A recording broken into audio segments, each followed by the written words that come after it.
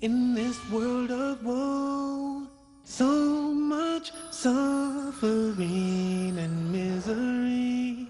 Our hearts are longing for the endless home of peace and love and harmony. Oh, no more bitterness, hatred or greed. Paradise is the place we need. I feel the peace inside of me.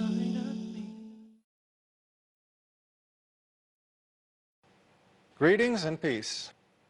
This is Dr. Laurence Brown with another episode of Interfaith Issues. I'm going to be speaking today as if I am interviewing myself.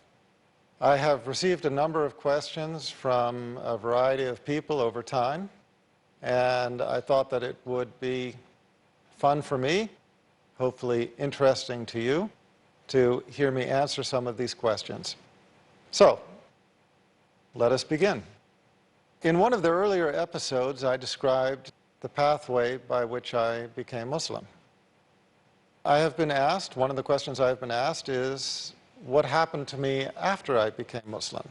Did I encounter any difficulties? Well, I think it's very difficult for anybody to make such a radical change in their life, especially in the West, to become Muslim and not encounter difficulties.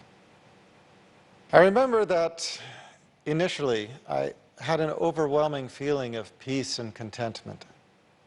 And in a very large way, that feeling has never left me. But my worldly life was thrown into turmoil. My parents could not understand my choice. My brother had become Muslim before me, and he is actually the one who introduced me to Islam. And we are the only two children in the family, just my brother and myself. So when I became Muslim, my parents felt like they had lost their only other child to Islam. Now, my parents, during my time with them, were never practicing Christians. But all the same, they saw my conversion as disruptive to their lives. And I think it was. It is almost impossible to convert to Islam or to make as large a change as a person makes when you change religions without having it be disruptive to some degree. So I admit, I was a little bit like the reformed smoker.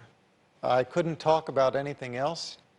I was probably a little bit overbearing in my opinions, but all the same, in very short order, my friends deserted me. My parents did not want to have any contact with either my brother or myself. I remember one time we actually received a message where we were told by them, do not visit, do not call, do not write, we do not want a postcard, email, nothing. They did not want any contact from us whatsoever. So I was cut off from friends, I was cut off from family. I was treated differently at work.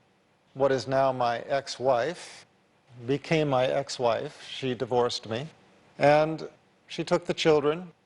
I lost, of course, in the process, I lost my house, I lost my property, I lost my car. You know, it sort of sounds almost like a country song, because I also lost my dog. But no, this is not one of those cases where I lost my wife and my dog, and gee, I really miss my dog. No. You know, that's good for a country song, but it's not good for reality.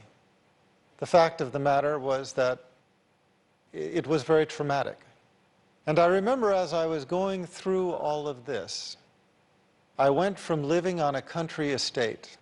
We had a couple of acres. I don't know if you could call it an estate, but we had a couple of acres with a very large house and a second guest house, not a guest room, a guest house on the property. And I went from living in that to living in a little rent-by-the-week studio apartment that when you walked to it up the stairwell or in the elevator, it reeked of urine, to give you an idea of the quality of people living there. And not only living in this miserable little studio apartment, but sharing it with another brother who was getting divorced and who was on hard times. And the funny thing about it was, I remember that those were some of the happiest days of my life. I remember looking around and thinking, what's wrong with me? I mean, in the movies, when you get divorced, you become dysfunctional. You start punching holes in walls and you know, causing deliberate accidents with your car, and you just become dysfunctional. But I was happy. As a matter of fact, as I said, it was some of the happiest days in my life.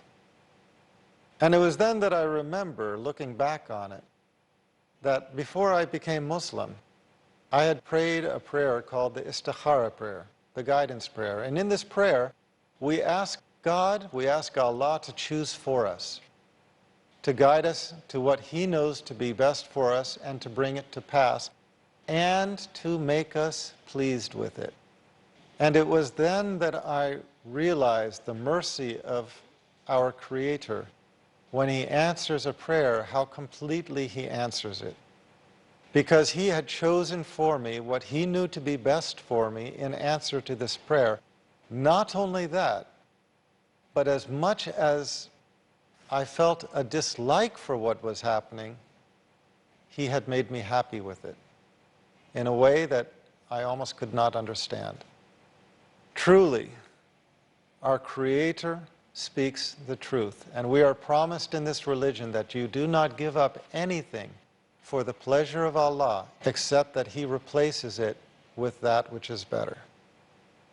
When I became Muslim, I became divorced. Allah gave me another wife.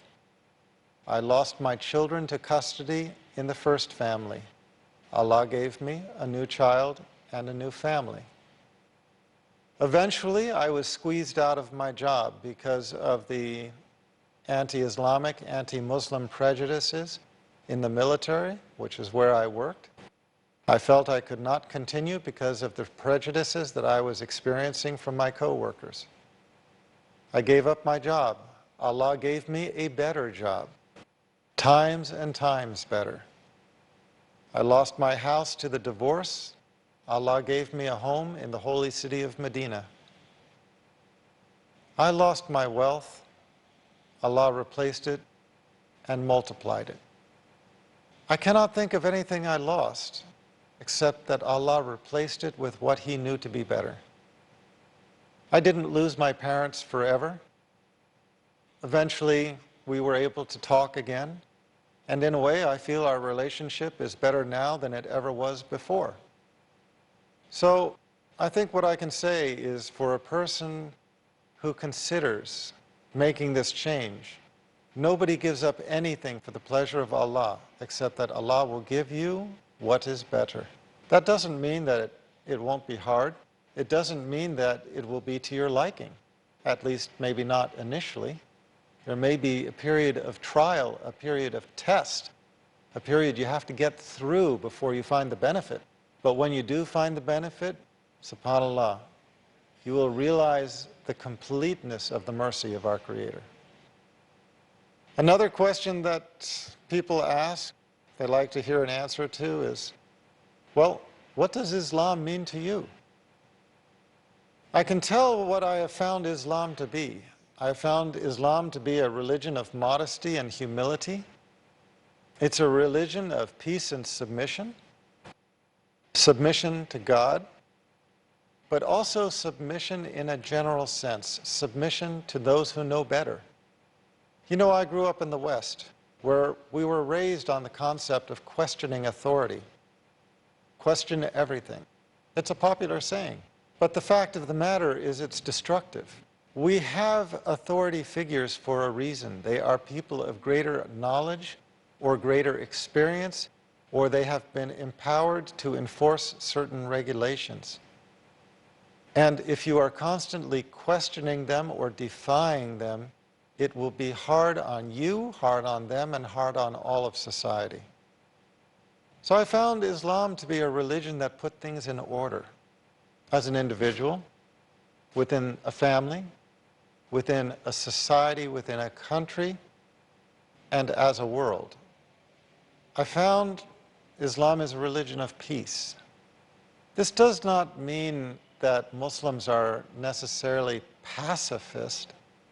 It does not mean that if you go and attack a Muslim, he will not defend himself. Of a certainty, he or she should, because everybody has the right to defend themselves. But it does mean that I found Islam to be a religion of peace. Before Islam, I didn't have peace in my life. I cannot remember ever having peace in my life until Islam. After Islam, I found peace in practically everything I did.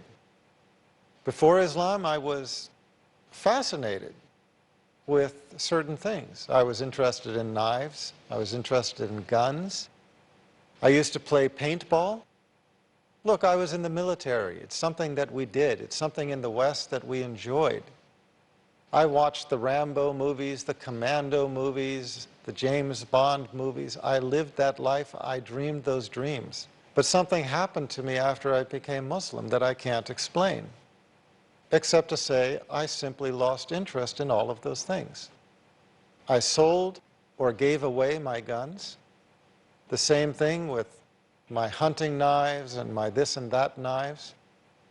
Something entered my heart to where I did not even like to see a knife with a tip to it. You go to my kitchen and you will find two things. You will find my wife annoyed at me because of the second thing, which is that I've taken all the kitchen knives and broken the tips off of them. I honestly cannot understand the need for a tip to a kitchen knife. Nobody ever uses it, and it is only something that can cause harm. In my transition from a relatively unordered, somewhat paranoid life to a life of peace, things like this became visible to me that I never saw before. And I became what I feel is what I am now, a man at peace with himself, at peace with the people around me, at peace with society at large. We're going to take a break right now. Please stay with us.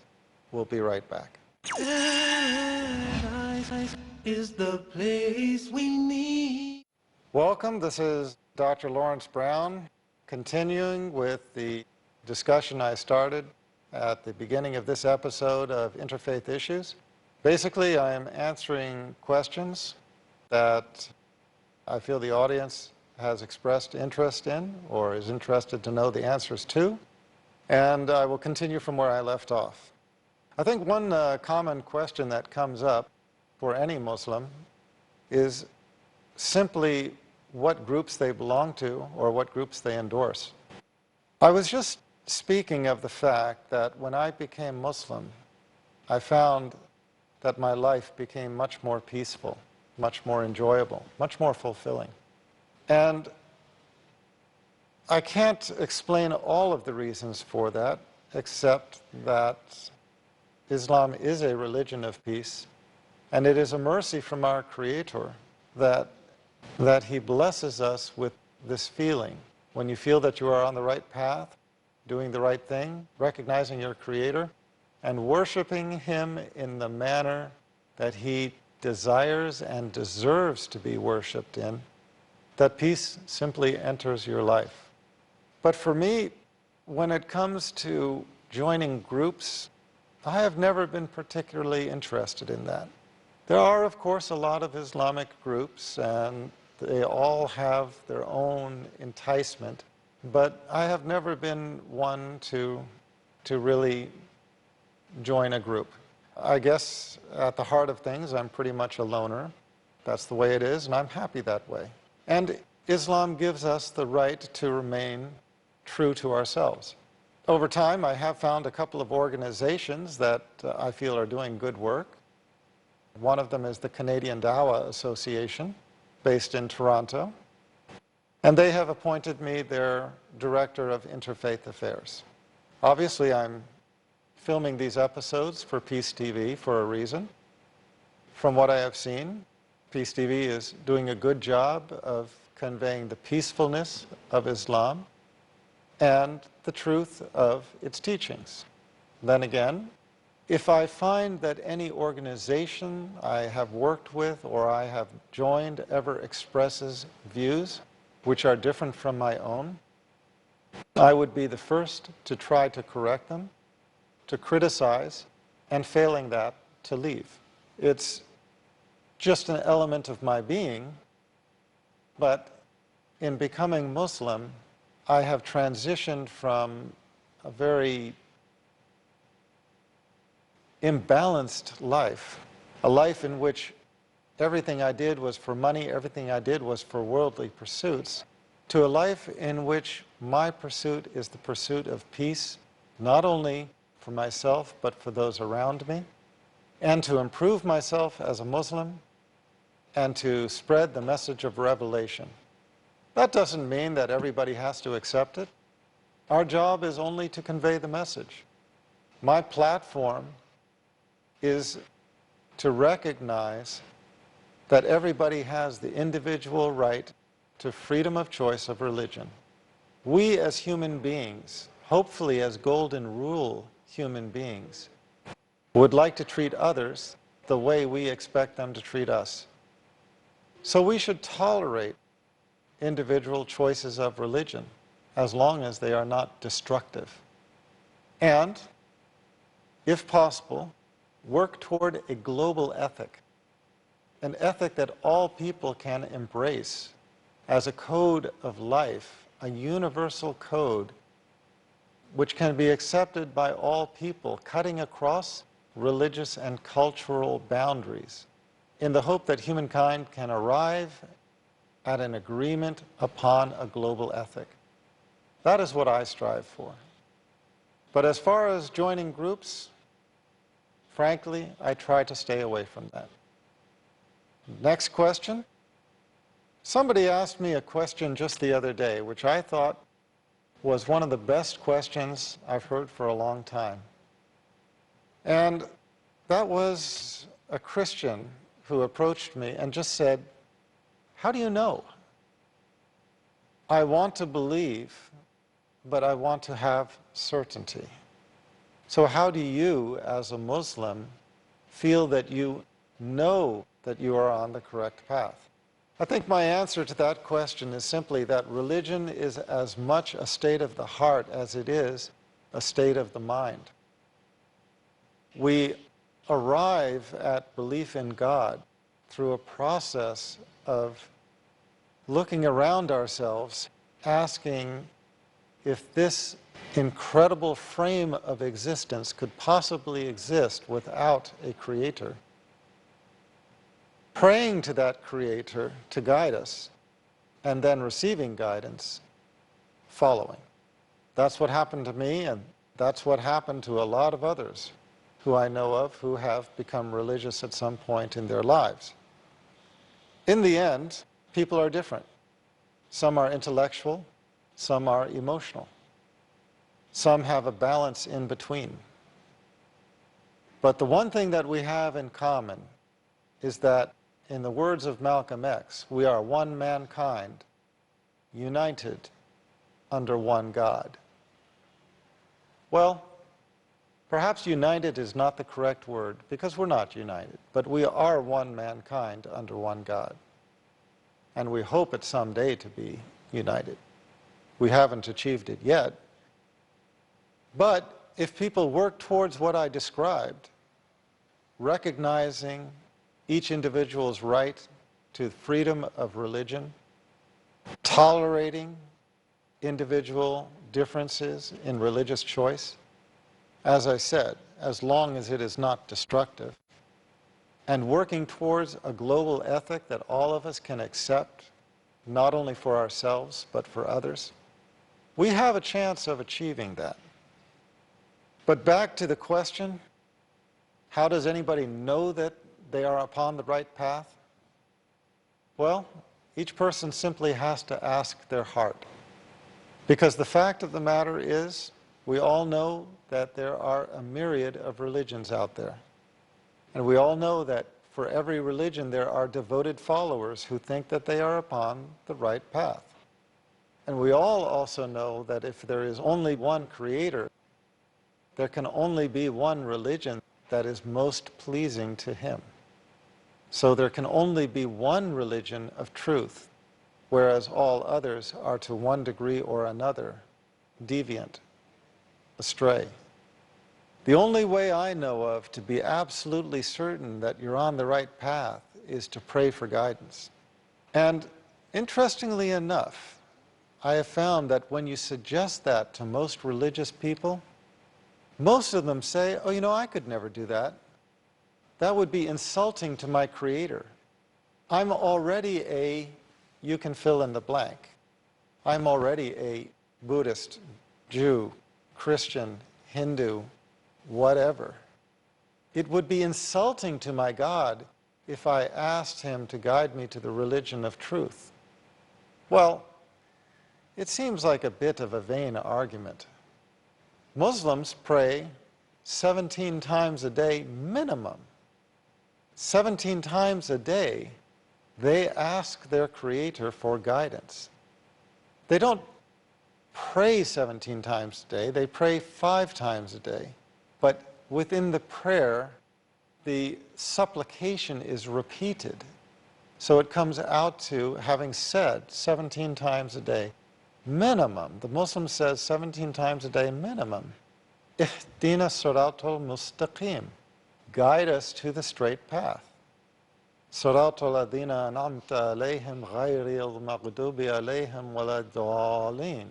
The path of those upon whom thou hast bestowed thy grace, those whose portion is not wrath and who go not astray.